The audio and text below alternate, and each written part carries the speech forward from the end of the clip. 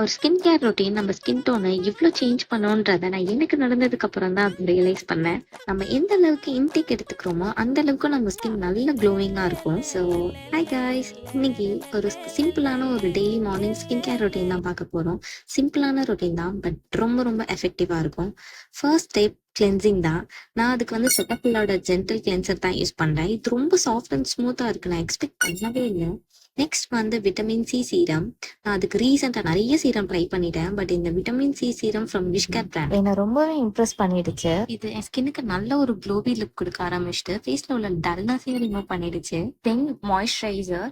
ரீசெண்டாக தான் நான் இந்த எமோலின் மாய்ஸ்சரைசர் யூஸ் பண்ணிட்டு இருக்கேன். இது ட்ரை ஸ்கின்னுக்குன்னு மென்ஷன் பண்ணியிருக்கு, பட் ஆனால் எல்லா ஸ்கின் டைப்புக்கும் தான் சூட் ஆகும்னு நான் நினைக்கிறேன். பிகாஸ் என்னோட காம்பினேஷன் ஸ்கின் எனக்கு நல்லாவே ஸ்கின்னை ஹைட்ரேட் பண்ணி ஒரு மாதிரி ஆக்சிடைஸ் ஆகாம ஒரு நல்ல ஒரு மாய்ஸ்சரைசரா இருக்கும். நெக்ஸ்ட் ஸ்கின் கேர் பண்ணிட்டு லெப் கேர் பண்ணாம இருக்க முடியாதுல்ல. ஸோ ரீசெண்டாக தான் இந்த ஃபாக்ஸ்டெயிலோட லிப் பாம் யூஸ் பண்ணிட்டு இருக்கேன். லாஸ்ட் பட் ரொம்ப இம்பார்ட்டன்டானது சன்ஸ்கிரீன். ரீசெண்டாக தான் இந்த விஷ்கேரோட நயசனிமேட் சன்ஸ்கிரீன் யூஸ் பண்றேன். இது ரொம்ப ஒரு மாதிரி க்ளோவிஷ் லுக் கொடுக்க ஆரம்பிச்சிடுச்சு. டார்க் ஸ்பாட்ஸையும் கொஞ்சம் கொஞ்சமா ரெடியூஸ் பண்ண ஆரம்பிச்சிடுச்சு.